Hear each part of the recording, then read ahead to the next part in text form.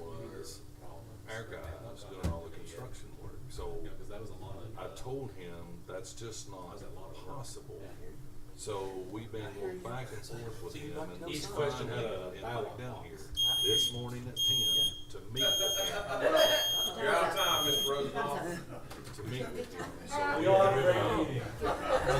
So Bud's surgery put went a okay? proposal back Testing it there. out. He's wanting to get started, but see,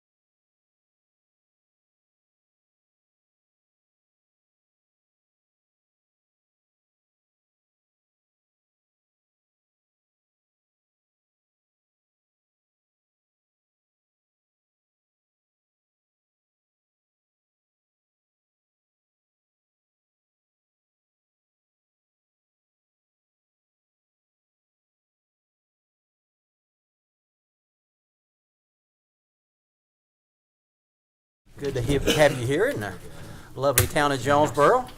Appreciate all the aldermen and our attorney and staff here. Alderman Wolf, he's on vacation, so wish him well. We'll call this meeting to order. And first thing on our agenda is the beer board. Anybody new here, we don't always start with beer at our meetings, but just so happens that's the thing on the agenda tonight. This is dealing with our new business up on 11E, Weigel's. We got a recommendation to approve the retail beer off-premise beer license for Weigel's Store 99, located at 152 Headtown Road. Is anyone here to speak to that? Yes, sir. Just come to the front and just give us your name and address for the record. Doug Yawberry, 3100 Weigel Lane, Powell, Tennessee, 37849. That's good you got a street named after yourself down there, so you're doing that right. So we've just opened the new stores within the past few days, and we'd like to have the privilege to be able to sell beer. That's why we've applied, and we understand as an organization it's a privilege, and we do a lot of things to make sure that we do not sell to underage, whether it be beer or cigarettes or anything that is age restricted. Yeah. So we have registers that they have to put in a birth date or scan a license, and if they aren't of age, it automatically kicks out the sale and won't continue it. We do our own internal compliance checks through our organization. We go out about once every 30 to 45 days, and we hit all our locations. Wow. And we make sure that they're not selling to underage. Before anyone can even sell alcohol in one of our stores, they go through training, and they're hip to hip and side by side with somebody through that process, but we also put them through alcohol training, and they have to be certified through that. So we do a lot to make sure that we are a good corporate citizen. Right. So we appreciate that. You do have a great reputation as a company, and we're certainly glad to have you here in Jonesborough. And beautiful store up there. I'm sure it's going to do wonderful. Yeah, we've one of been the premier spots, I think, in the northeast up there where you're located. It's a great spot. Yeah, happy to be here. Glenn's, anything you need to speak to there? I was just impressed with your signage on the coolers. It said beer coming soon, so I was not that I was double checking that you were so, but I thought that was very classy to do. So the store looks great, and we're happy to have you as partners in Jonesborough. Happy to be here. All right, Alderman, any questions or anything? Mr. Mayor, Jim? one thing we need to just clarify. I don't think there's any problem with this, but with the application that was used and probably what was given to them was the on-premise beer license application. Information's all the same, but we do need to clarify with the applicant this is for off-premise sales. Most certainly. Okay. All right. That is in the background and the recommendation. Alderman, any comments or questions? If not, I can take a motion to approve. So move. Motion to approve from Alderman Countermine. Second. Second from Alderman Causey. Any other discussion? Call for the vote, Mr. Recorder. Alderman Countermine. Aye. Alderman Causey. Aye. Alderman Dixon. Aye. All right. You can take those signs down now. All right, great. Thank you. Have a good evening. All right. Now we'll move into our regular meeting. First item on the agenda is our opening prayer by Vice Mayor Dixon. Let us pray. Dear God, we thank you. Don't really have anything else to say, God, but thank you for all that you've done, all that you're doing, and all that you will continue to do for us, your people. We thank you that you've made promises unto us that are yea and amen. So we thank you for all that you are and what you mean to us, how you continue to bless, how you continue to keep and strengthen. And God, to the unaided eye, the times are looking rough. Situations are rough globally. Situations might be rough individually and personally, but God, we thank you for, again, how you continue to sustain. God, how you can comfort in trial and tribulation. Lord, we do ask that those that are sick, we ask that you intervene. God, we ask that you bless those family members and caregivers that are taking care of those that are sick and ailing. God, we ask that you continue to be with Miss Judy Shelton and the loss of her husband, Mr. Alan Shelton. God, we just ask that you continue to be with those that, again, are dealing with sickness and grief of some sort. We thank you for this community in which we live. We thank you for the camaraderie and the sense of, again, community and belonging. And God, we just ask that you continue to watch over this board and our deliberations. God, we ask everything be done to your glory in your name. Jesus, we pray. Amen. Thank you, Adam. Ruth, who do you have to lead the pledge tonight? Lieutenant Jason Freeman. All right. Allegiance to the flag of the United States of America and to the republic for which it stands, one nation, under God, indivisible, with liberty and justice for all. Thank you, Jason. Thank you, Ruth.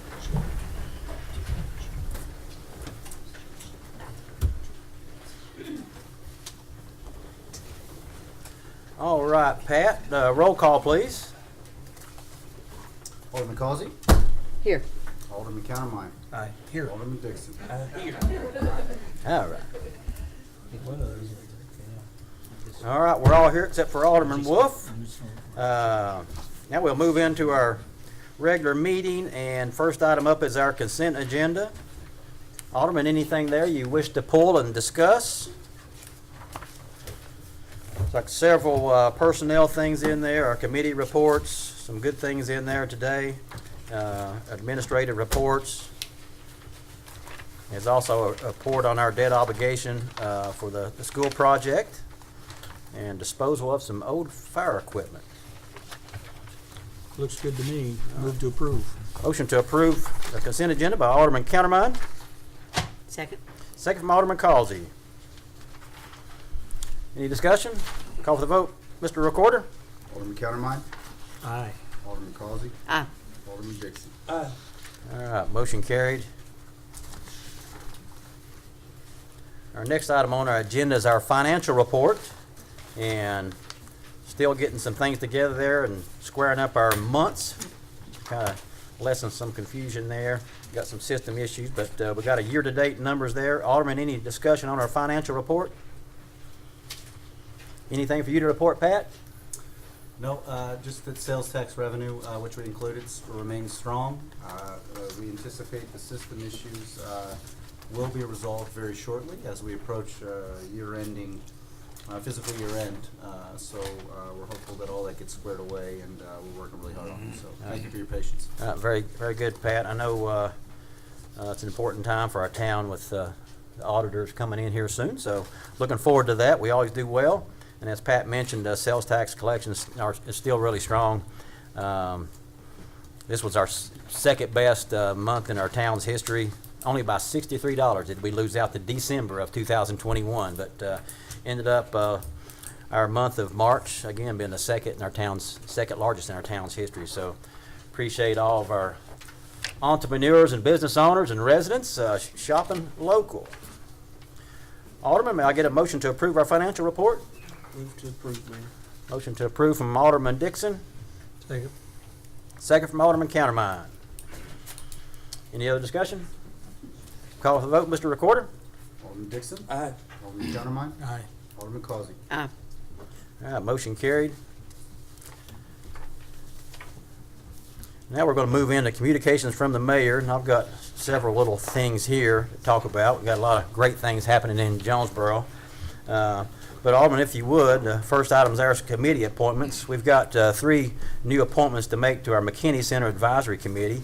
We're going to reappoint Michelle Treese to a 3-year term and appoint Nancy Cavanaugh and Pauline Douglas to a 3-year term. That's at our McKinney Center. And at our Senior Center Advisory Board, I'd like to appoint Mike Willis to a 3-year term and appoint Carlos Torretta to a 3-year term. If you would, I would love to have a motion to approve those nominations. So moved. I'll second. Got a motion to approve from Alderman Causey and a second from Alderman Dixon. Any discussion? Call for the vote, Mr. Recorder. Alderman Causey. Aye. Alderman Dixon. Aye. Alderman Countermine. Aye. All right, motion carried. Appreciate staff getting those to us.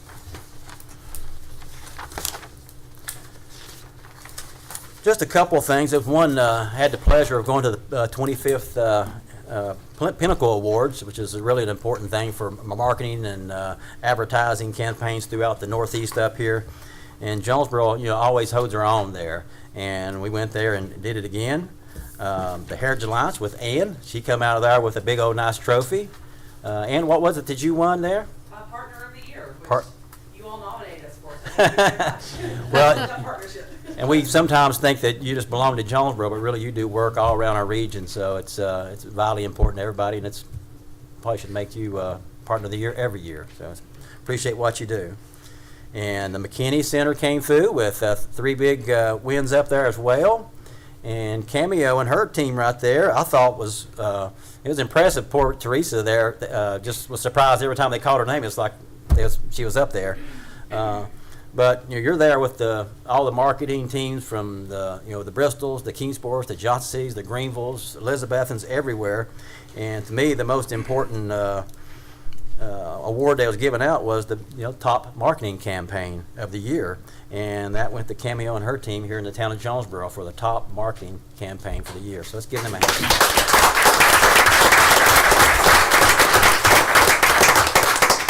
And I tell you, everybody in that competition is no slouch. So when you win that, that's something. Just quickly, a few little things. One, appreciate what Ruth and Carla Bowers and Donna and everybody did up there at the Paws and Blues fundraiser on Saturday. Great turnout up there, all kinds of exhibits and people there to watch the canine officers in a competition. First time I had a chance to observe it, and it was just a fun time. And I think Ruth probably had a great fundraiser. I know they brought Herman Jenkins out of retirement there to fix some hot dogs, and I swear it was the best hot dog I've ever had. So, and I wasn't the only one that told him that. But a great fundraiser there at the Paws and Blues. Appreciate everybody helping with that. Music on the Square is going well. Started off with a little bit of rain, but we're kind of through that there and just battled through it. But had several good performers here recently. So happy with the amount of donations that we received for and sponsorships for the Music on the Square. I think we're having a record year in that. Brews and Tunes, same thing. We're getting some great sponsorships there, about doubling last year. But I think Cameo might have mentioned that we had great turnout in all these events, and Brews and Tunes especially. I mean, that little courtyard there at the Storytelling Center, it probably could be expanded twice. People are showing up there, and it's a lot of times new people. I think 2 weeks ago I was standing there at the fence there, just kind of watching, and seeing all these people. And David Wise, if you don't know him, David Wise has lived here his entire life. He walks up beside me and says, "Chuck," he goes, "I look around here, and I've lived here my entire life," and he goes, "I don't see anybody I know," And I said, "Well, it's good. There's so many people, really have found out what we've always loved. They're moving here." And I said, I can say the same thing. It's good to see all these new residents. And of course, David said, "Well, part of it could be that I'm getting old and all my friends have died." But that's been special. Both times I've been here recently, I've met families from Arizona, Nevada, California. So just new people excited to be here. So really think these events that we're doing, they're not just attraction for our locals, they're attraction for people all over the country. So that's been great to see. Setting that Music on the Square last weekend, and a gentleman came up, wanted to shake my hand and tell me thanks for what our public safety officers do. This gentleman, Mike, lived in our Vines Farm area, and we've had some issues over there with one particular home. Craig and them were on that early. And sometimes these things with law enforcement can be a long process, but they had a problem house in there that Craig and his team took care of and eliminated that problem. And the gentleman just coming up to really compliment our police officers on how well they communicated with him. So really proud of our staff. So thank you, Craig. Make sure you pass that on to all of them. And I don't know if you drive by our school site there, we're making amazing progress on that school site. It's just going up like you can't believe. So really so pleased with the way Burwell is doing their work out there. And then one other thing, I get emails periodically, and I try to respond back as much as I can, but sometimes you respond to emails and you start getting into the weeds, and you have to be careful with what you say.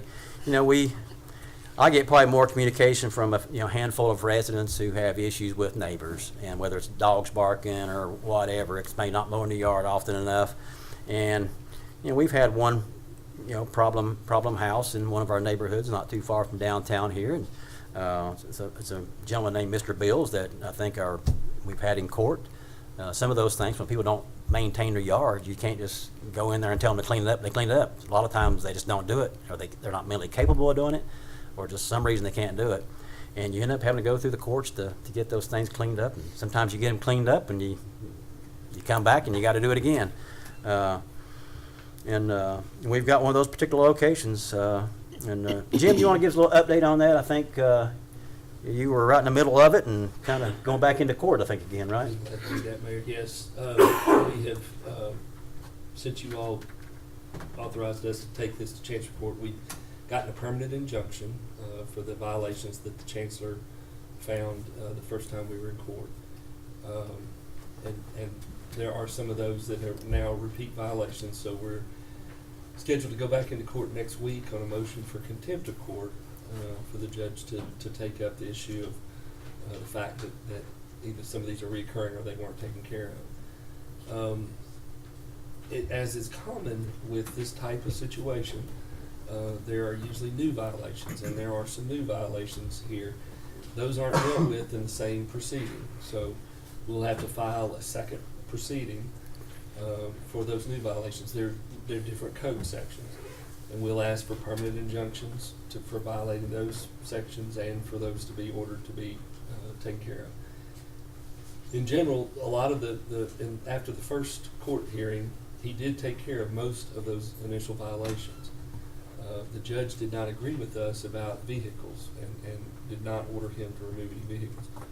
We're going back for a second swing at that with this hearing, asking the judge to find that several of the vehicles are in violation of code. They're a little easier to show this time because the grass has now been cut. He did a good job cutting the grass, and you can see now that some of the vehicles are not operable, and we'll work on that. We're having a little bit of trouble finding neighbors willing to go to court with us. I can understand that in this circumstance, but that makes it hard when we tell the judge that the neighbors are filing complaints with us. He says he gets along great with his neighbors, and no neighbors have been willing so far to come to court. But we're dealing with that. We're just moving on. Yeah. We haven't at this point, and we don't intend to force anybody to come to court on that. Two things I guess I want to share with you all. I know you all each received complaints in the last month on this. Whatever we do will likely not satisfy the neighbors, because that's not what we're designed to do. If he gets in compliance with an order, we're done with that one. When we have to take another one the next time he's not in compliance. You all have invested a significant amount of money in doing this in Chancery Court versus doing it through the police department and municipal court. So hopefully we'll see some results, but we will not see the kind of results that most people would want to see. But that's the nature of the beast. That's why there's a private cause of action for them to file a separate lawsuit for nuisance. We see that if you look at the Bitcoin mine operation with the county. The county filed a zoning violation, but one of the residents out there filed a private nuisance action, and that got as much traction as anything the county did. And somebody may have to step up and do something like that if they want to go further. And then the bottom line is, with somebody like this, if they don't choose to change and stop continuing to violate, this will be an ongoing problem for years to come. I've let Mr. Musgrove know that he should expect to have this case open 15 years from now. And that's just, there's nothing else we can do about that. The private property laws that protect everyone in this room also protect the owner that does that to a certain degree. And we can only do what we're allowed to do under the law and with our zoning codes. Now, making the decision for us to go through the Chancery Court, can you explain why that was better for us this time versus the other avenues? Well, municipal court is limited to $50 fine. It can be $50 a day till they come into compliance, but some judges are not as comfortable doing that. We were not getting results. He was paying a fine and then violating again. Yeah. And I think he'd just as soon pay the fine as pay somebody to mow the yard, so that's what had happened. So at some point we made, and this is not the first time that we've done this. In the past, when we have a repeat offender of municipal code, sometimes we'll go in and get these permanent injunctions like this. And they're in the last 20 years, there's probably been 4 or 5 examples of where we've done that. And this was one where it was decided that we needed to take the next step. We were spending a lot of time with our municipal court, both all the personnel, the clerks in there, the police officers in there, and the judge, and we weren't getting enough results. Okay. What can chancel court do that municipal court can't? Once he orders it something done, if you don't do it, he can put you in jail until it's done. He has to give you the keys to the jail, but he can put you in jail until it's done. He can fine at a much higher rate, much more clear authority to fine on a daily basis until you come into compliance. The question that got asked of me today was, can we just get an injunction that he won't violate any municipal code? And I don't believe the court will ever do that, because that would be, if you've seen our municipal code book, you're talking about 700 or so pages. And it would, just like we wouldn't expect, even I can't say that I would know every single section of that code. So the idea that I would go to jail if I violated any section of that code would be pretty harsh. We're not talking about criminal codes, we're talking about civil codes. And wouldn't want that for any other citizen or resident.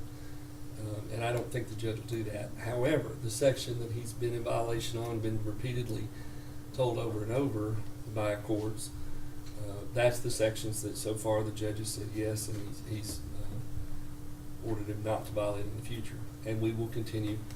There's some new violations of some building code, and we will ask that he be, this time when we get, not next week, but when the second cause of action gets to court, we'll ask for that. The other thing is, with municipal court, you can be in court about every week, and you can't do that in a practical way in chancery court. So the second cause of action will take a little while to, the town does not have a full-time attorney. It's in my office. We're working on the first one, but we will also start working up the second one. But we will make sure, one thing is, it's not just going through one person's hand and a citation being issued on the scene. Matthew will probably draft that. I'll look at that. We'll work with the folks down here.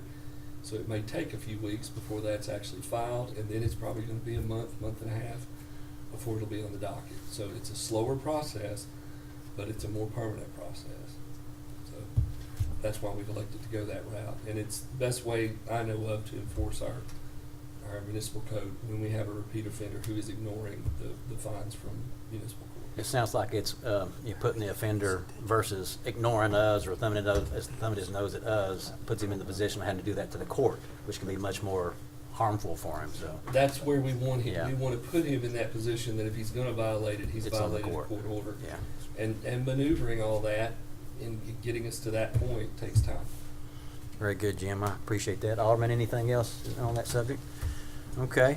Just a couple more things here. One, it was a beautiful sight the other day. I was out in my yard and noticed one of our water meter readers come up and get out and physically read my meter. And I was excited about that. So I want to tell Pat and Glenn and the staff there for a great job on getting it fully loaded in our meter reader department. There's 13,000 customers out there that these people have to go out and read meters, and that's, when you think about that, it's like, that's a reason why we're switching to automated readers in the future. But that causes a little bit of heartburn there for a few months because without the readers, you get behind real quick and some other little issues there. So I noticed some residents when they got their new bill that had been read physically by a person, it was different than the one that we had been estimating during that process for 3 or 4 months, and so you could see a little spike. Sometimes it went down actually, but several went up and people wasn't quite sure, and so there's a little bit of a transition right there into these physically reading the meters, and unless somebody makes some kind of human error, it should be much better. But they get down in these meters, and I think Pat's went out and done this before, but if you ever look down inside your water meter, it can be a mess. I mean, it can be muddy water, it can be snakes in it. So it's not an easy job that you can just run out and do real quick. So we appreciate getting back on board there, and hopefully going forward, after they've all been read, it'll be smooth sailing. Pat, any other updates on that? You still feel good about the process there now? I do. I appreciate, my neighbors' patience with the process. We're back on track. We're reading the meters, and we stand ready to work with any of our customers on any of the issues we've had before. I think we're very much on the back end of it, and looking forward to fewer calls and more donuts delivered to our office. Yeah. So, Well, I like the fact when all that was kind of initially happening, that you guys did have people come in and you worked with them to, yeah, if they had a bill that was out of order, then I think you guys took care of that, so. absolutely. And that's what we want. We want to be good servants of our community, so appreciate that. Last thing, we'll end on a very good high note, our Employee of the Month. I need Mr. John Saylor to come down, please.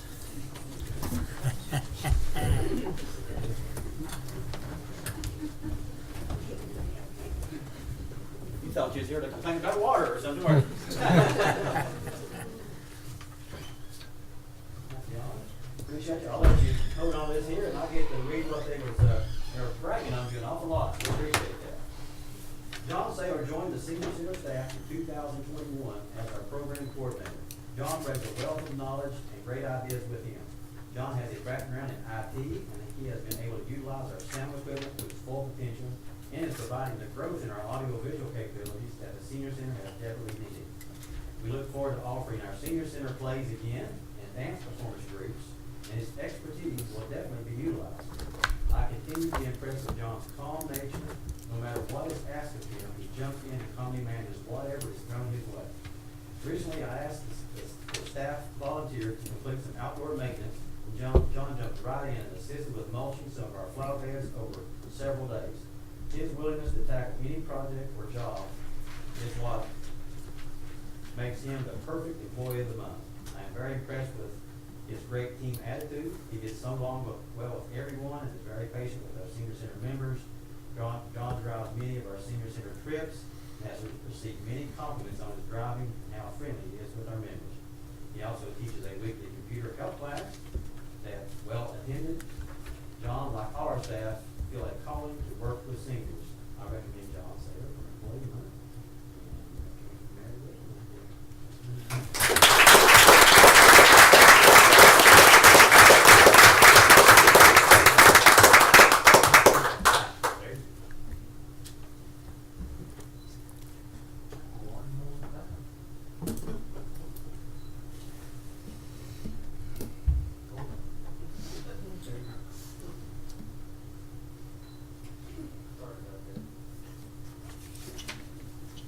All right.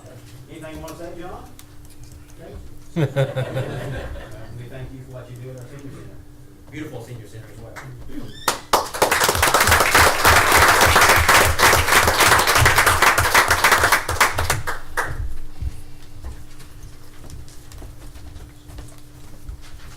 All right, I think I've talked enough.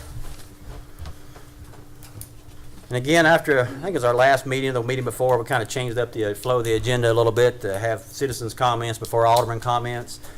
That allows our aldermen to kind of hear what's said, and they can respond during their comments. But generally during citizens' comments, it's not a back and forth. It's a chance for you to express yourself, and we listen. And then it gives a chance for our aldermen to kind of respond if needed, and if it's something we feel like have the knowledge of. So is there any citizens who would like to get up and speak? Yes, ma'am. Just come to the podium. Yeah, just name your name and address for the record, please.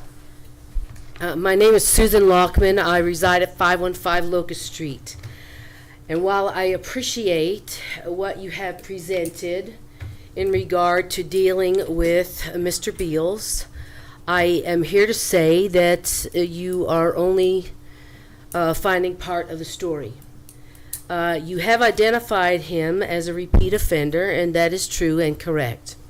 There are environmental concerns. There are acts of intimidation in the neighborhood. There are repeating, most recently he moved people into a home without running water and electricity. Mr. Beals does demonstrate that he has a disregard for the law and for what the rules are here. He has been verbally aggressive. He has presented arguments such as, and several of our neighbors are here, What are you going to do about it? I'm very, very concerned that this is, I understand due process. I understand you have timing. I understand you have municipal court, chancery court, statutes of limitations, et cetera, et cetera. But as a 27-year resident, along with my fellow neighbors who are now experiencing, in some cases, their children being intimidated by his approaching their property, I am very concerned also that Mr. Beals is recognized as one who has mental concerns about his mental health. We have seen him have periods of activity. We have seen him have periods of being reclusive. There is a recent arrest for an illegal weapon. There's a recent arrest for theft and in a home search, sawed-off shotgun found. I understand Officer Rice has that report. I also have a concern. I mean, I'm really concerned that Mr. Beals feels he's above the law. We have repeated incidences, and again, I'll say there are many people from the neighborhood here who can testify to that. I also have concerns, and I'm sorry that Mr. Wolf is not here as a realtor. What does that presence do to our collective property value? And I think you would be very concerned if you lived across the street from this and you saw the disorder, you saw the repeating unpredictability. These are very real issues for the citizens, and I feel concerned because as a longtime resident, I'm feeling like things aren't happening in a timely manner. And when I say timely manner, there are records back to 2013, and there are limits of 30 days to come into compliance that have not received follow-up. I'm still living across the street. Oh, there's my 2 minutes. I believe I've made my point, and my neighbors are here also. Yeah, we appreciate that, and I'm sure Jim and all of us will be discussing that. So, anyone else? Yes, ma'am. Or sir. Just express your name and address. My name is John Engelman. I live at 512 Locust Street. Okay. I've been a blunt.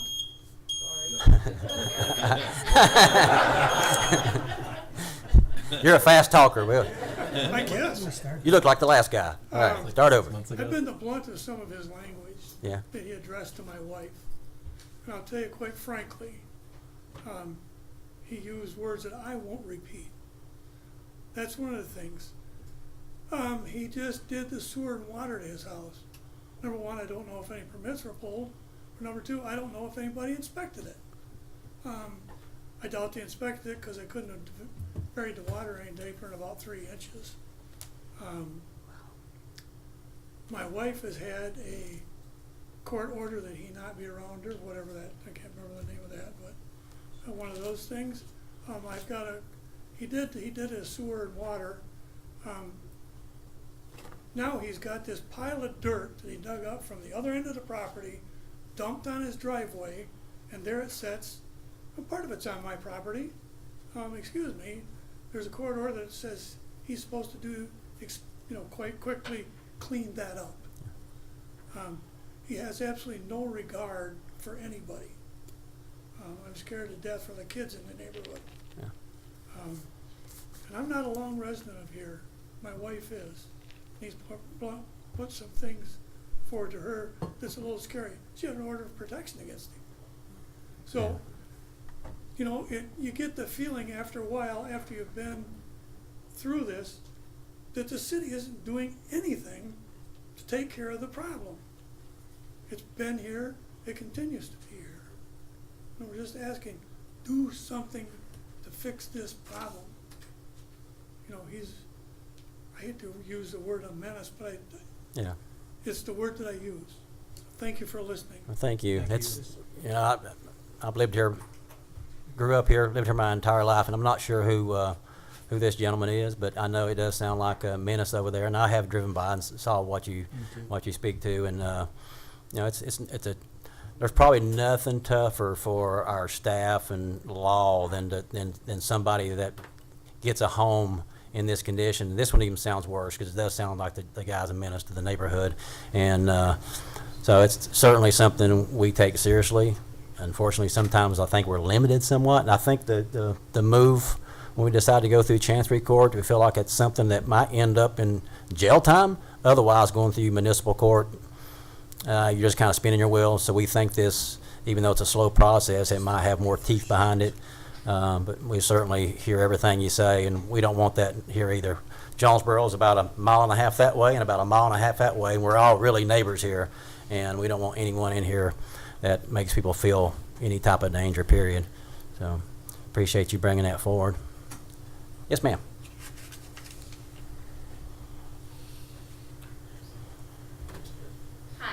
Hi. My name is Cheryl Bennett. We live at 218 Angle Street. I'm here with my husband, and we lived at this address for the last 9 years. When we moved in, we done a lot of upgrades to the house, spent a lot of money trying to make it look good, trying to improve the neighborhood. And then you look across the fence, and you've got health issues that you deal with because he has boats filled with water, the gnats, the mosquitoes. There's cars up on blocks. There's rats running underneath his fence or my fence over my porch while I'm sitting there. Cockroaches. His house is full of cockroaches. Okay? The man carries 2 guns. I know for a fact I've seen them. He's brought them to my house. He showed my husband a trunk full of guns that he said he had to sell to pay the fines that you all gave him. Not long ago, we had to call the police because he came around the fence. We're talking to the neighbor on the other side of us, and he verbally starts cussing language that I wouldn't want the doctor's neighbors to hear, his kids, that you could probably hear them the next neighborhood over. And he's cussing my husband, and he steps 2 feet into my yard and threatens my husband that he's going to get what's coming to him, and he's going to catch him in the road. He needs to come in the road. Now, the reason he wants my husband to come into the road is so he could shoot him. I'm afraid for my husband to even mow his yard because he was mowing the yard this week, and Daryl stood and absolutely just antagonized. I'm shaking because he makes me so afraid to get out of my house, in my own house. Because he's watching my husband mow and antagonizing him, trying to get him to react to his threats and his bullying and him cussing my husband in language that. And the neighbors saw this, and I can say for myself and my neighbors, I've never once been asked to come to court. Nobody's ever approached me to come to court. Getting ready to in a few minutes. I'll be happy to, okay? Yeah. But I feel like that when you get threatened in your own yard and you're trying to not approach the man or talk to the man, he used to come to my house, and then when his wife left, it got to be where he was more verbally abusive to people in the neighborhood. I didn't care for that. I was trying to be nice to the man. I kind of felt sorry for him at first, but now he just scares me, and I'm a professional. And I try to do the right thing, and I try to follow the law, and then I have to put up with that every day I come home, to where you don't want to get out in your yard. You don't want to do anything because you're afraid of what he's going to do, Well, it certainly sounds worse than just not maintaining this property. He threatens you all the time. Yeah. I mean, he approaches you, and when you're threatened, come out on the road and I'll take care of you. What does that say? Yeah. What is that? Well, we'll be meeting in an executive session later, and we'll bring that up for sure, because nothing about this whole thing sounds good. So, yes, sir. Thank you. My name is Andrew Wilt. I live at 207 Angle Street.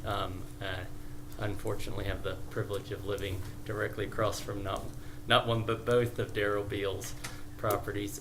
I have 7 kids ages 12 through 1, and I am to some level concerned for their safety in the neighborhood. I'm not the only one with kids in the neighborhood, but given his erratic behaviors, which include him, just a few months ago, my kids came up to me because Daryl had walked down into our yard and was sitting on a tree swing that's on our property, smoking a cigarette, watching my kids play. which I really don't feel comfortable with. So I went out there and confronted him about that and asked him to get off my property. But I say this primarily because of I think with the consistent reports of our neighbors and the consistent things that we witness, really on I'm multiple times a week, generally speaking, there is law enforcement out at his home. Yeah. So it's actually enough of a routine occurrence that my kids hardly take notice of that now. Or the fire department out there when he's has been burning illegally, these sorts of things. So I have concerns along those lines, and I certainly don't want my children or anyone else's children to be harmed. I've lived here 7 years. I work for the state of Tennessee, East Tennessee State University employee, and I'm a physician at Niswonger Children's Hospital. We certainly do what we can to take care of our property, and beyond the general appearance, I'm worried about the safety issues. That sounds more, yeah, I agree with you there. Yeah. And we'll be going into executive sessions a little bit later. We do that with our attorney, and I hope that we got Chief here tonight, and our new Chief Rice, and we'll see if he can join us back there, and we'll kind of get an update on some of the other things. Just some of this stuff is beyond somebody not maintaining their property and being just a nuisance that way. So, and I'm sure y'all are aware, I don't know that it's necessarily your jurisdiction perhaps, but he has dumped automobile fluids into the drainage system that empties directly into Barkley Branch Creek, which courses through my property. Mm-hmm. And my kids play in that creek routinely, and so again, another issue there. I would just hope that just play it safe for a while and see if this thing can't get resolved in a way. But it sounds like you're somebody that doesn't need to be living there, in my opinion. So, Thank you. Thank you. Our new beeper, we've not really had that beeper going. Yes, sir. Why do we have that beeper? Who made that decision? Hello, my name's Daniel Mercer. I live between both properties of Mr. Bill on 208 Angle Street. Been there for 13 years. 6 years ago, we stood in this very courtroom, and Mr. Wheeler promised us, I've got this took care of, guys. I've got this all. I've got this. Trust me. Should we trust you now, Jim? There Really? is no way I ever said that a zoning violation would be taken care of. Yeah, let's don't ask direct questions. Just a chance for you to express yourself, and we'll discuss that in executive session or anything. Both of these properties, they're not just a nuisance. They should honestly should have a control burn. They're not even livable. The one that he had, he'll invite transient people that he picks up across the town, bring them down and have them, oh, you can stay in my basement. Speaking of, in his basement there's a dog that needs care, that he literally keeps the dog locked up in this basement of this house that has no electricity, no running water. We've asked for help over and over and over. As Andy spoke, the law enforcement is out there constantly. But it's what gets done. Yeah. We're tired of it. We, honest to God, are tired of it. We should not. I would right now at this time. I would not recommend somebody move to Jonesborough, especially to that area right over there, because it's unacceptable. What is the town has done? Craig Ford and his group they've gone above and beyond. When Glenn moved into the neighborhood, he's helped us tremendously. But we still need help. Yeah. This man is not safe. The houses are not safe to live in. The houses should be condemned and have a control burn done. Thank you. Okay, thank you. Anyone else? Ruth? I have something very different. Well, that's certainly, I appreciate the residents bringing that up. It's, nobody wants that. Like I said, we're all neighbors here, and we might not be on the same street, but these people, they drive our streets, they walk amongst us in grocery stores, and nowadays you can't be too careful, so believe me, we'll heed what you're saying. Yes, Ruth? I'm Ruth Verhage. I live at 601 West Main Street. But tonight I'm here because I'm chair of the flag committee, and I've worked with Allison Wilkinson over the last couple of months to plan for a celebration of our flag tomorrow at noon. It will be at the flagpole here, just right outside here.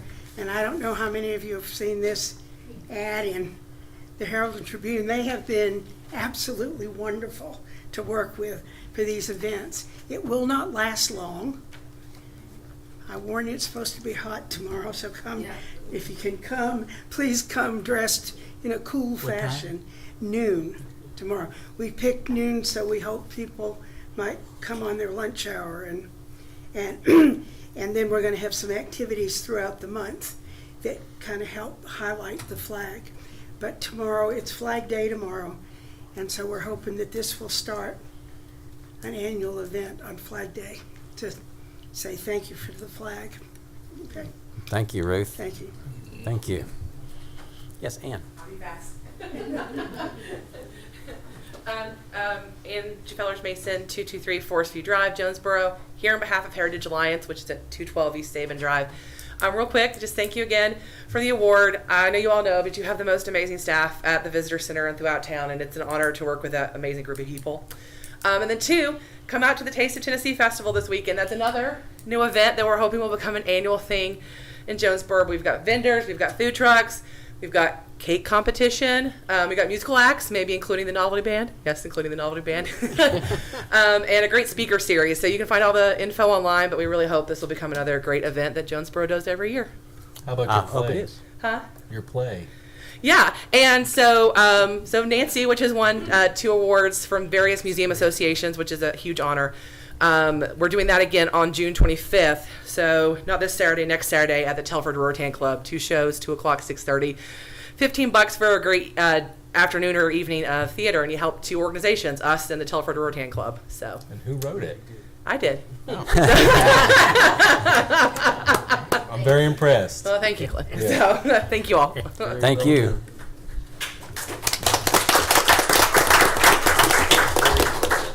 Anyone else? All right, we certainly appreciate the feedback, and believe me, it's heard.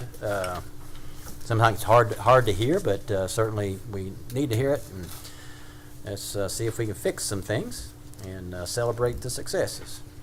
All right, now it's time for Alderman Communications. Alderman, anything you want to share? I do. I really should be speaking as a town citizen on this. On May the 23rd, I received a call that we had a vandalism, or, well, really a burglary, I guess, at our home that we own at 809 O'Boones Creek. We got over there, and 4 vehicles and a trailer had been taken, plus some tools. I called the police. They came, and before nightfall, they had already got all of our vehicles back. The cameras on the new storage unit helped the police officers, and I just want to commend our policemen because they did an excellent job. Chief Matt Ross, Jeff White, and his platoon, Dennis Higgins, Chad Reese, Craig Ford, they did an outstanding job. We have a great public safety department. Absolutely. Mayor, can I make a comment on that? Yes, sir. It's not too hard a case when the police chief shows you a photograph of your neighbor stealing someone's vehicle. his neighbor. Oh, really? Yeah, well. That's what cameras are good for. That was from my neighborhood. Oh, really? Well, when you're a small town, you're a really small town. I would just walk alongside Alderwoman Causey. We've seen a few emails come to the board about situations going on, and I just appreciate the fact that we are responding. Now, like I said, we are responding, and I appreciate town staff for that. Sometimes you could easily get caught in a trap of ignoring, and that willful ignorance could cause some hard repercussions. But I appreciate the fact that we are we are responding, and as you said, Mayor, hopefully more we can do. But I do want to say again, appreciate the fact that when we get our reports and we're told about what's going on in town, and whether it's Shell Road or various things, that we're seeing action by town staff. So appreciate that. I want to thank the neighbors for coming, and I encourage you to keep coming. Not just one night. I mean, until that's fixed, keep us aware, because that's the best way to get things done. It's not always pleasant. Yeah. It's hardly ever pleasant to hear those things, but it's our job to, as leaders, to try to get it fixed. So thank you. Yep. Thank you, Terry. Just one more little thing I could have addressed earlier, and Craig made me think of it. Is one, it was an important little project we've got going on, is our sidewalk that we approved to go from Clay Avenue up to the senior center. And talking with Craig about a little update there. They're working with the contractor, I think, on just getting a date set. There's a couple little agreements that got to get worked out, but it sounds like we're, fairly close to getting that project started at some point. I think the contractor's somewhat ready to go, but a couple little decisions in there that need to be made. But appreciate Craig getting us that update on that sidewalk. And concerning what we've heard here tonight, like I said, we don't want somebody like that in our neighborhood, and honestly, we hate that for our residents. But I think about sounds like our public safety officers are coming out there too, and that puts them at risk when you got somebody like that out there. So sounds like a problem that needs to go away, and hopefully, and I trust everything. Jim's been a great town attorney for us, and to take us through. There's, I'd love to just send Craig and Matt down there and say, hey, get the guy out of there and just take him somewhere, but you can't do it, and so we got to go through the processes. But it sounds like there's some risky situations there that could maybe be addressed in another way. But we'll discuss that here shortly. All right, Jim, time for town attorney comments. Anything you want to add? Mayor, I'll add in just a moment on that, but I wanted to mention that we will need to go into executive session. I would remind the board that we can't invite anybody else back there. That has to be just the board, Glenn and I. We need to talk about a little bit of litigation in bankruptcy court, settlement of an invoice from a vendor, and the bills litigation. So at the end of your meeting, I'd like to ask you to just recess rather than adjourn. Go back there. You may want to add to your agenda when you come back out and act on one or more of those matters. Okay. I would like to go back to the bills matter and address a couple of things. The first is that I may have appeared to take light the comment that I had said something about it'll be fixed. The problem with that is that a zoning violation like that there's no way to ever say it is fixed, because it can happen again. Grass grows, new vehicles come in, that type of thing. So if I cannot imagine that I ever said that, but if I said anything like that, it's not correct. We are in this for the long haul. We will do what we can do. But I would like to say too that things like the intimidation and some of the criminal activity that's been described here, we can't do anything about. But the Board of Mayor and Alderman can. The police department only can to the extent that if there's enough evidence for them to take it to the district attorney or to have a charge filed, they can do that on the criminal end. But that's not really that actually the Board of Mayor and Alderman has no impact on that. They can't. In fact, it can be a crime for them to try to influence the criminal system. So you're kind of looking at the wrong group for those types of things. So we kind of have to look at it in separate, because this is where we got to work on it on the criminal end. There may be a little bit of it that needs to be worked on the private end, and then us. And I will promise you that there's been a lot of follow-up on this case. The file in municipal court on this is bigger than probably any other I've maybe ever seen. We might have one other case that was close to that.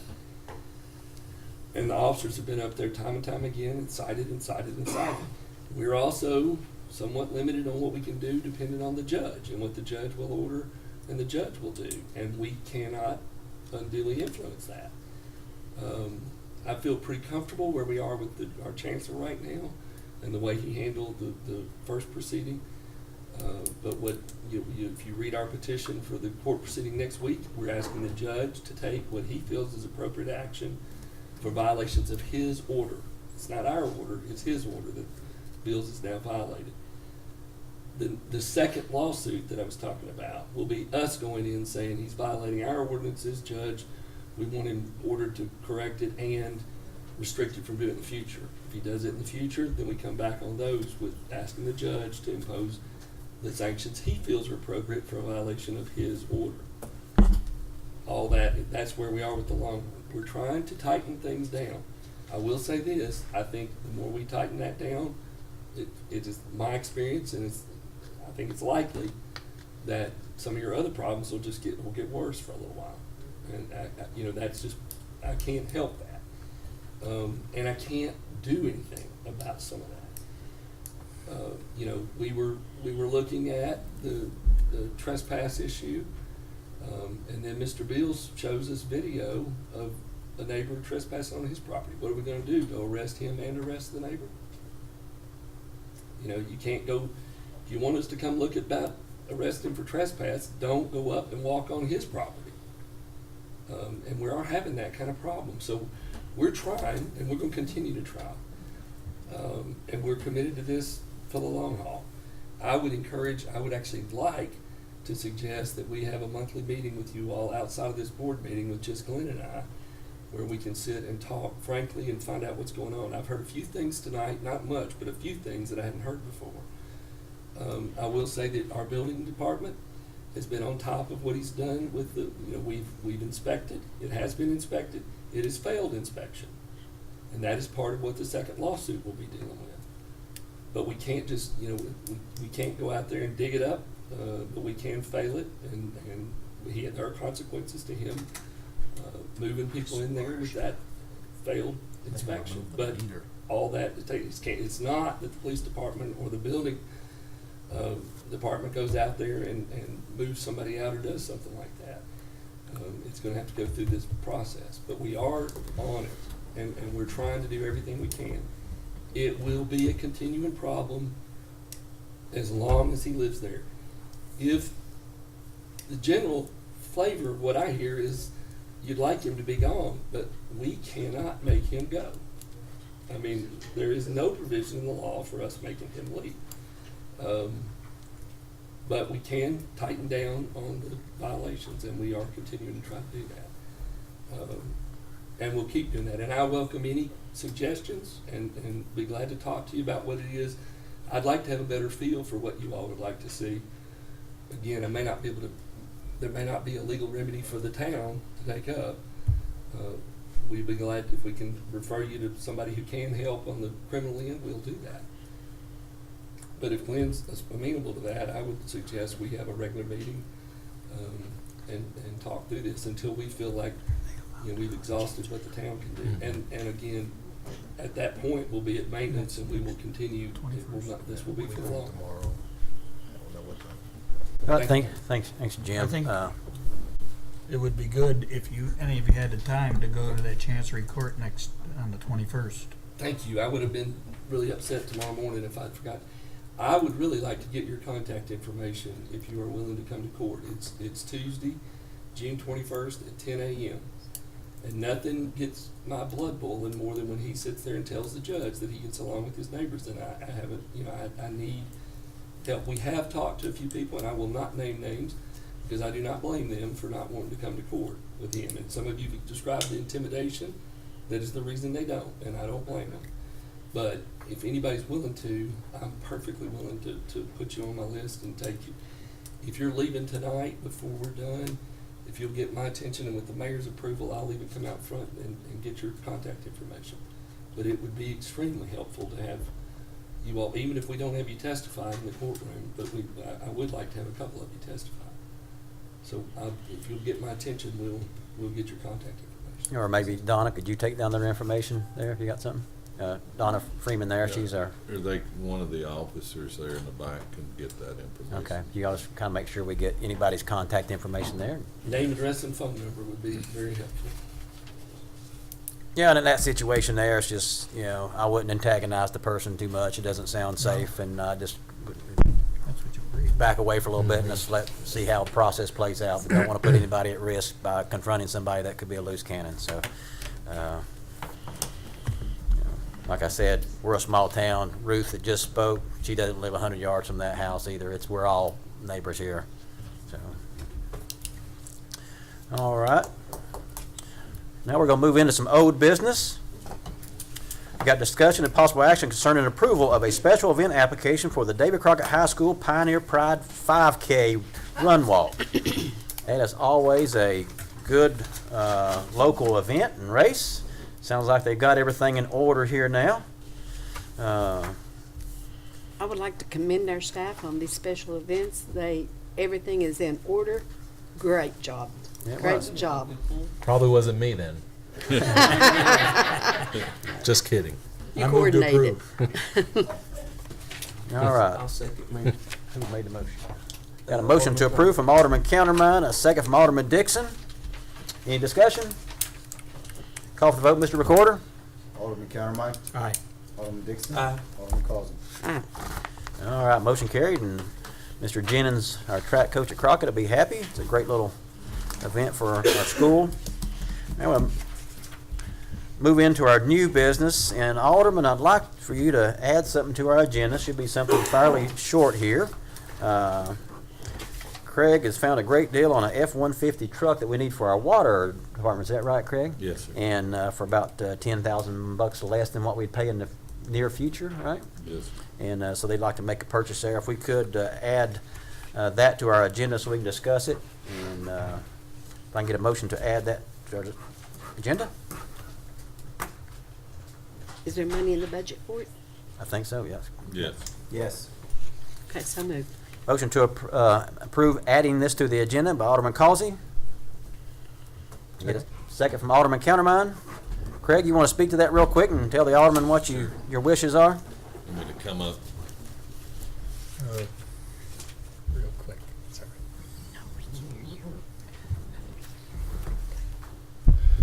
First, I apologize to the mayor and the board that we didn't get this on the agenda. We got notification Thursday of last week from Lonnie Cobb Ford. That's who has the current statewide contract, and a couple of our employees have developed a really good rapport with Stephen Blackstock, who is the government sales individual there. As you're aware, through the 21-22 budget year, we've purchased several vehicles that will not be here by the end of this fiscal year, so we're going to have to basically forward or move that money into the 22-23 budget years for when they do come. So in the 22-23 budget year, we're going to be requesting or recommending some vehicle purchases in that budgeting process. So what happened was last Thursday morning, Mr. Blackstock contacted one of our department heads and said they had one vehicle out of the entire statewide contract this year that was not sold. And since they have a good rapport with us, they were offering to sell us that vehicle they actually have on the lot now. He also said that come July that there would be a $10,000 per unit increase in these F-150 vehicles. So it's kind of one of those things, it's almost imperative if we're going to approve any vehicles in next year's budget that we take some of the money was budgeted this year and those vehicles haven't come back to recognize a $10,000 savings in less than 2 weeks when the cost of those vehicles are going up. And they actually even agreed to hold that vehicle for us until tomorrow morning by email to give us an opportunity to bring it to the BMA, and then I forgot to put it on the agenda. So, right. or request it be on the agenda. Right. So that's we will cover for you hopefully here tonight to save about 10 grand. And, Thank you, Mayor. Do you know if Parks and Rec received theirs? I probably shouldn't. They ask- got theirs. Okay. And we There waited was for two about 9 vehicles- months? Yes, sir. Mhm. There was two vehicles that we had ordered through that Lonnie Cobb Ford that did actually get delivered last week, and so that's when the salesman was saying, hey, we wound up with one truck out of our contract that has not been sold, that actually came in, is sitting on our lot. You can have it now. If not, if you're budgeting vehicles for next year, you're looking at a $10,000 increase come July 1. Okay. I don't think we received What department? maybe 10% of vehicles. that It'll we be in ordered. one of the water departments. Right now, they're requesting a new vehicle in the water treatment plant for next budget year. All right, very good. Thank you, Craig. Alderman, any questions or comments for Craig? And I'm sorry, this particular truck that we're talking about is for the meter department. It's actually an F-150 XL, which has the vinyl seats and the rubber matting in it, because where they're getting in and out of snow, mud, ice, that kind of thing, those trucks are really a little better to have. So that was one for meter. This particular XL that we're talking about. All right, anything else, Alderman? If not, what's your wishes there? I'll take a motion to approve that purchase, and Craig and Ann can move on, or whatever your wishes there. Move to approve. Motion to approve from Alderman Countermine, I'll second. a second from Alderman Dixon. Any other discussion? Call for the vote, Mr. Recorder. Alderman Countermine. Aye. Alderman Dixon. Aye. Alderman Causey. Aye. All right, very good, Alderman.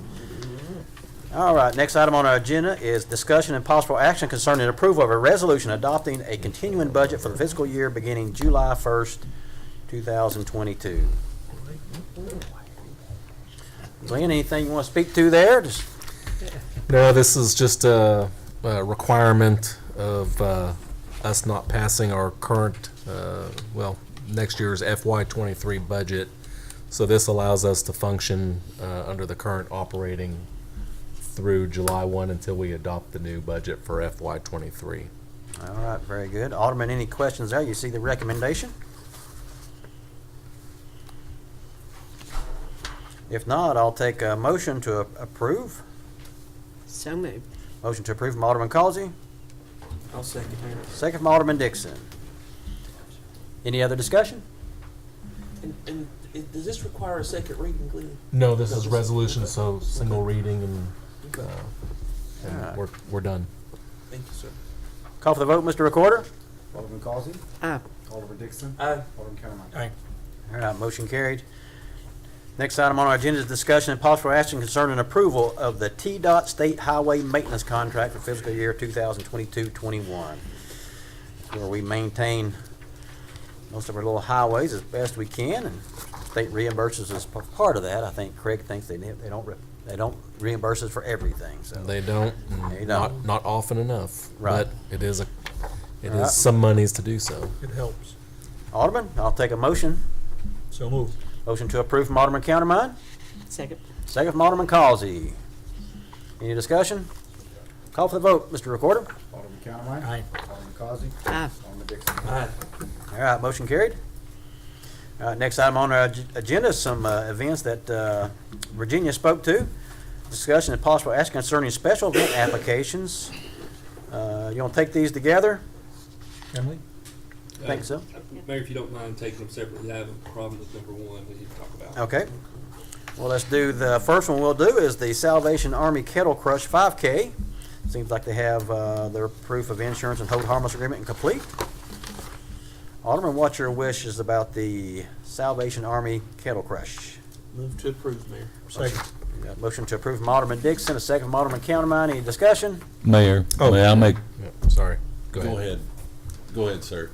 You sound smarter than I do. This one- You know, we typically get a lot of complaints from residents about road closures in these 5Ks. We've looked at what other municipalities do, and I know the police department has worked on some alternate routes that would allow less street closures. We would say maybe approve the run and maybe allow us to bring some alternate routes that the board would approve, that basically in the future would say, if you're going to run a 1 mile or a 5K or a half marathon, this is the route approved by the BMA that you run. It would reduce the number of intersections that we have to close, because there's always more intersections than we have people to cover. And again, a lot of residents complain about road closures for these runs. Chief Rice has done a really good job on 5K and 1 mile and what works best for our public safety, which we'll bring back in July. So I would recommend that approving this would be subject to public safety, working with them on the Final route the agreement. final route, and then we bring that back in July. All the options for races. All right, Alderman Countermine and Dixon, y'all add that to your motion. Second. Okay. And not too comfortable with what was presented. Well, it's I probably think it's a twofold thing. Again, one is, especially the larger races you get, if you would just take a few moments to speak with our officers that work these races, there is an inordinate amount of anger expressed to the officers over the road closures. The other thing is that, obviously we need to learn to share the road, but road is made for driving, not running, especially large groups of people. So anytime you mix large groups of people with traffic, there's an increased risk of injury there. So what we are looking at doing is just doing some pre-approved of routes that causes a lot less road closures, that are more safe and would take a lot less public safety officers, street department workers, firefighters, and everyone else that we've got in town to work intersections for some of these races that we currently have. We've been working with folks on their routes and square peg round hole sometimes and making it happen, but we have been listening. I guess at least I've been here a couple of years, listening to, it'd be really nice to have pre-approved routes that address these kilometers and miles and that are palatable to public safety, and then anything outside of that, at least we can report to say, hey, the applicant was not in favor of this route, and here's why, and they could present an alternate. Sounds like we should have done that a long time ago. That might even help the organizers, because hey, this is the routes you can do for a 5K or a 1K. And our officers are already great at these routes, and these would be all pre-approved and pre-planned. Get a little feedback from, I know you guys don't know much about running, so get a little feedback maybe from Mark Jennings on what might be a good route. Are you looking at Mr. Don't Ford want all or hills. I think it was. I'm not built for running Terry? there. Is he looking at you? I'm running every day. I'm gonna stay out of that one. I'm willing to amend. All right. I'm willing to amend. All right. We got an amended motion by Alderman Countermine and a second by Alderman Dixon. I think it's good feedback there. We got Town Attorney. A request for one more amendment. The recommendation also was subject to town attorney's review and approval of proof of insurance and hold harmless agreement. Those are in order, so I'd ask you to strike that subject to Okay. the motion. All right. We'll strike that since it's done. All right. Any other discussion? All right. Call for the vote, Mr. Recorder. Alderman Countermine. Aye. Alderman Dixon. Aye. Alderman Causey. Aye. All right. Motion carried. Next item on the agenda concerning the events is the Tennessee Hills Distillery Family Block Party. And any discussion about that, Alderman? Glenn, any feedback on that? Seems to be in order. Just as reported. Yeah. Do we have to take the two parts, Jim? I would there. I think you do ought to take those in two parts. On the first part, also would ask that you strike the subject to the town attorney's review and approval of proof of insurance and hold harmless. They are in order. Okay, well, recommendation one is to approve use of that parking lot. We'll strike that last statement of subject after subject to. So moved. Yeah, I've got a motion to approve recommendation 1 by Alderman Causey, Second. second by Alderman Countermine. Any discussion? Call for the vote, Mr. Recorder. Alderman Causey. Aye. Alderman Countermine. Aye. Alderman Dixon. Aye. All right, that recommendation approved. Now we move into recommendation 2. Any discussion for that recommendation? Everything in order there, Jim? Yes, sir. I'll take a motion. So moved. Motion to approve by Alderman Causey, Second. second by Alderman Countermine. Any other discussion? Call for the vote, Mr. Recorder. Alderman Causey. Aye. Alderman Countermine. Aye. Alderman Dixon. Aye. All right, motion carried. Now we'll go to the Washington County, Tennessee Heritage Fair. What do you want to add to that, Jim? It's not add to, but there's a good sized problem with their insurance certificate. It places a limitation on the liability, which we have not agreed to, and it's not really, this envisions people are using the town. So if they're, the classic example is if there's a brick loose on the sidewalk, somebody falls, and their insurance is supposed to cover that. They specifically exclude anything that's not something they have done, their insurance company does. That, we've never accepted that before, we've never had anybody put that in before. Okay. But I would recommend that you defer this to next month and ask them Yeah, work to that out. correct that. Okay. All right, we'll defer this event application. We got a little bit of time there. It's a September event, but certainly something we'd like to, see happen here in Jonesborough. There's also no signature on despite there being a notary acknowledgement, there is no signature on the hold harmless agreement. Okay. All right, sure we'll get that cleaned up. Can we work it out, Chad? All right, Chad. All right, we'll move on from that. Next item, discussion and possible action concerning approval of a resolution for the general obligation capital outlay note, Series 2022, for the utility capital projects. And this is something we touched on, just got a growing town, and we're a historic town, which means we have a lot of old pipes and things in the underground, and got to lay some new ones. Got to fix our meter reading issue. So a lot of things involved here. One point, Glenn, I'd like to ask about is point number 4 there. Talk about the installation of the 2 pump stations there at Ivy Trace and Bird's Eye View subdivision, and what that estimated cost was there. And then the note below it about this being something that might get shared by the town and the developers. Are we past that now since they're developed? Right. Okay. So think about it as pre-developments that had pressure issues that the developers would basically put it on the homeowner to have a private pump system, and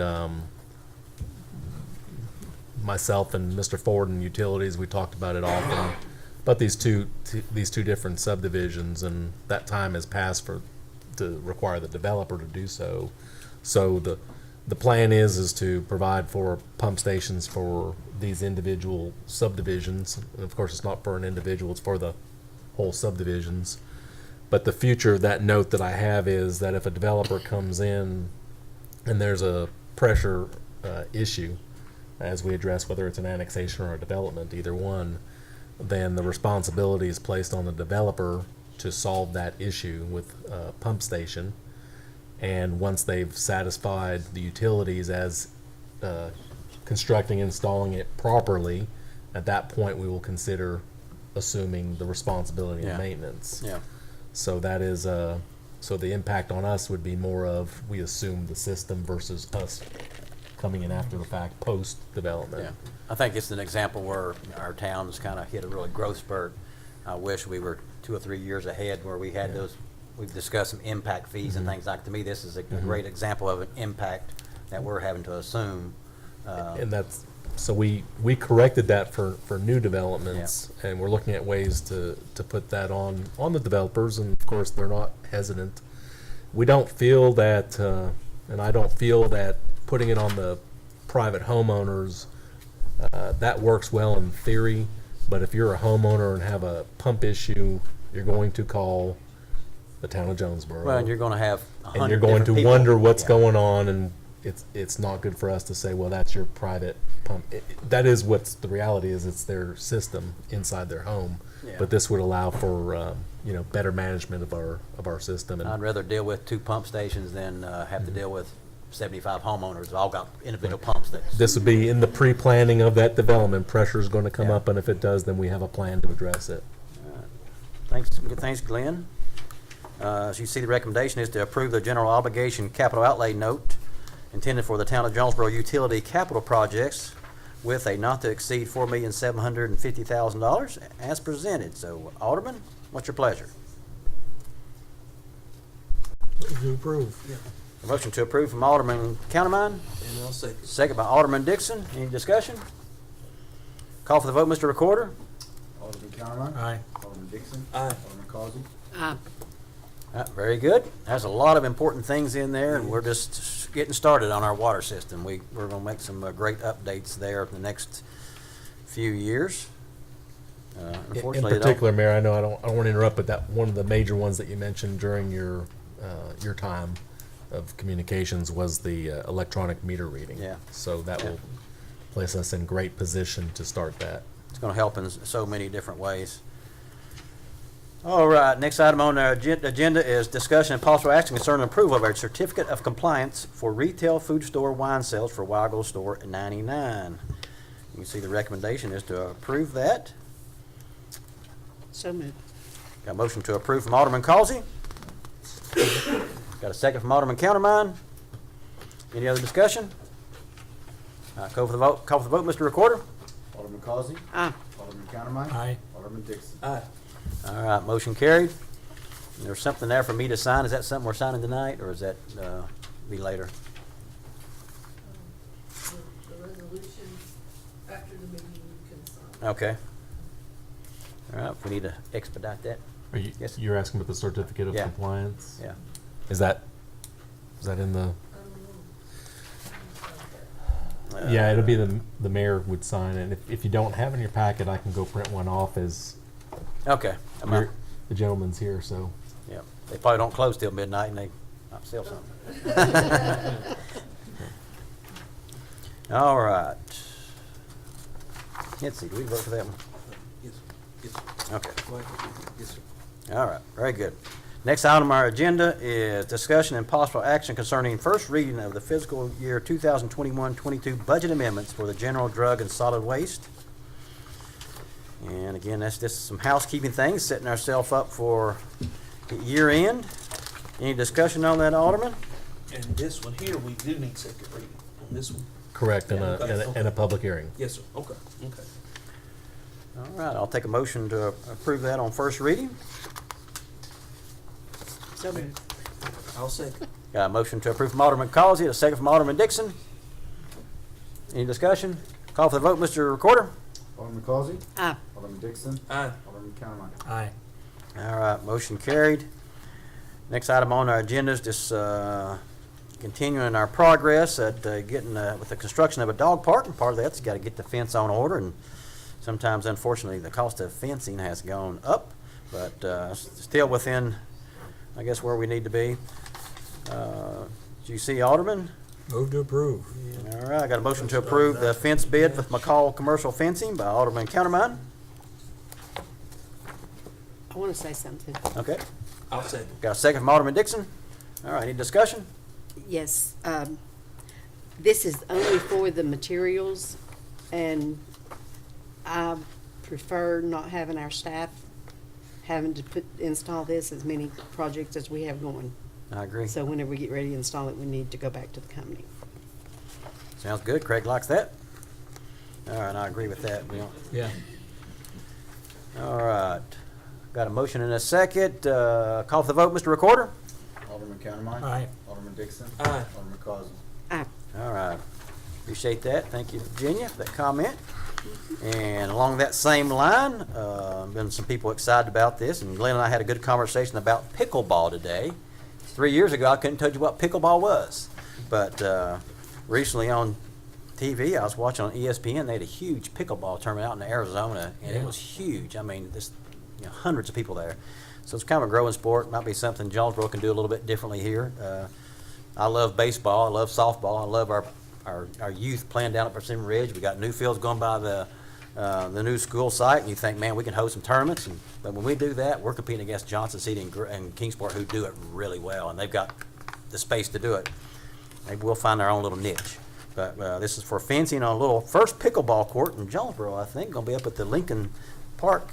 It's under construction up there. And this is the bid for that, about $11,000 for materials and installation. Alderman, any comments about that? The only question I have is this within the budget amount? This was budgeted in the... Yeah, so okay. the answer would be yes. We have it within the budget. Yeah. So moved. Yeah. Got a motion to approve from Alderman Causey. I was just going to say that Persimmon Ridge, we did have some money donated for, for a pickleball. replacement of the shuffleball court to be a pickleball. So this may be the first one. Okay. I'll second. Or second. Got a second from Alderman Countermine. Sounds like we're Is going it to have done? pickles popping up everywhere here The soon. first one's done? All right. Any other discussion? All right. Call for the vote, Mr. Recorder. Alderman Causey. Aye. Alderman Countermine. Aye. Alderman Dixon. Aye. Very good. We'll play. Appreciate that, Alderman. Last thing on our agenda before we recess temporarily to go back there with Jim for a while. This is a great little thing here. It's a discussion and possible action concerning approval of an agreement with the Upper East Tennessee Human Development Agency Low-Income Household Water Assistance Program. So, sometimes people get into a situation where they need some help with their water bill, and this is be a chance for a federal program to come in and help those folks, and certainly appreciate Great. Director Tim James for helping that. It is great. And I just want to say these last few items that we've discussed this evening from the Northern Loop, as we call it, the different utility projects, the parks, the dog fencing for the dog park, and even this. I hope we all see Jonesborough is invested in the quality of life of the citizens. That's right. And that we want to make these investments, and we're making strategic investments for the greater good of the community. And it's just really to see how we're doing that. It was really refreshing to me to see, again, from utility upgrades to even trying to help somebody that may be down on their luck with their water bill. We really care about our citizens, and we're trying to, improve the quality of life for our citizens. So that was real exciting. Really exciting to see. I agree. Thank you, Adam. Well said. And that's another reason with all these investments in these things, that's why you don't want one person messing up all these things we do by being a derelict in our community. So we'll remember that.